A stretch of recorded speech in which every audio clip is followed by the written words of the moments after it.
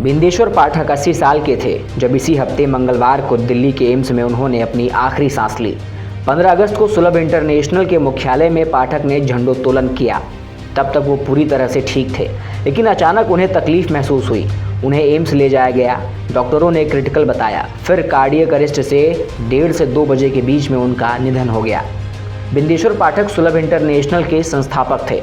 बिंदेश्वर पाठक का जन्म बिहार के वैशाली जिले के रामपुर बाघेल गांव में हुआ था। उन्होंने अपना पूरा जीवन स्वच्छता अभियान को समर्पित कर दिया था। पद्म भूषण से सम्मानित बिंदेश्वर पाठक ने 1970 के दशक में सुलभ इंटरनेशनल सोशल सर्विसेज की नींव रखी थी। इसके जरिए उन्होंने पूरे देश में बस अड्डों, रेलवे स्टेशन और दूसरी सार्वजनिक जगहों पर शौचालय बनवाए। उनके सुलभ फाउंडेशन ने कई भारतीय शहरों को पे एंड यूज शौचालय स्थापित करने में मदद की। उन्होंने पेशाब के लिए 1 रुपया और शौच के लिए 2 रुपये की अवधारणा की शुरुआत की। इस अवधारणा ने एक ऐसे देश में तेजी से जोर पकड़ लिया जहां सार्वजनिक रूप से शौचालय का इस्तेमाल करने का मतलब अक्सर पेड़ के पीछे बैठना होता है।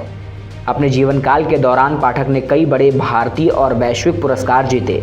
जैसे जैसे उनकी लोकप्रियता बढ़ी, प्रेस ने उन्हें मिस्टर सैनिटेशन और the toilet man of India का नाम दे दिया। वॉशिंगटन पोस्ट ने एक रिपोर्ट में उन्हें मिनी क्रांतिकारी बताया और 2015 में उन्हें इकोनॉमिस्ट ग्लोबल डाइवर्सिटी लिस्ट में शामिल किया गया। साल 1989 में न्यूयॉर्क टाइम्स की एक रिपोर्ट के मुताबिक उन्होंने एक बार राजस्थान में मैला ढोने वालों के परिवारों की 100 लड़कियों से एक मंदिर का नेतृत्व कराया, जहां दलितों को पारंपरिक रूप से मंदिरों में प्रवेश करने से रोक दिया गया था। पाठक ने उनके साथ सार्वजनिक रूप से भोजन भी किया।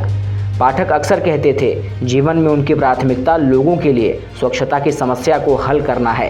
वो कहते थे, मैं इस काम को अपने बेटों और बेटियों से ज़्यादा प्यार करता हूँ। पाठक महात्मा गांधी की सीख से प्रभावित थे। उच्च जाति के ब्राह्मण परिवार में जन्मे पाठक का कहना था कि एक बच्चे के रूप में भी वह अपने विशेषाधिकार के बारे में गहराई से जानते थे और जाति व्यवस्था की सच्चाई हमेशा उन्हें परेशान करती थी। गांव के लोगों को जाति व्यवस्था हमेशा परेशान करती है। 1969 में पाठक ने एक सफलता हासिल की और एक 2 गड्ढे वाला शौचालय तैयार किया, जिसने हजारों मैनुअल स्कैवेंजर्स को अपने हाथों से मल साफ करने के अभिशाप से मुक्त किया। बिहार सरकार ने उन्हें इस काम को करने की पूरी जिम्मेदारी दे दी, जिसके बाद उनका विचार लोकप्रिय हो गया और बहुत सारे बड़े लोग उन्हें देखने और उनकी सलाह लेने के लिए आने लगे। उनके काम के बारे में लोगों की राय और उनकी बढ़ती लोकप्रियता ने परिवार की राय में भी सुधार किया। सुलभ फाउंडेशन ने तब से 1.5 मिलियन शौचालयों का निर्माण किया है, जो भारत में 20 मिलियन से ज़्यादा लोगों द्वारा इस्तेमाल किए जाते हैं। डिज़ाइन का उपयोग पूरी दुनिया के कई अन्य हिस्सों में भी इस्तेमाल किया जाने लगा।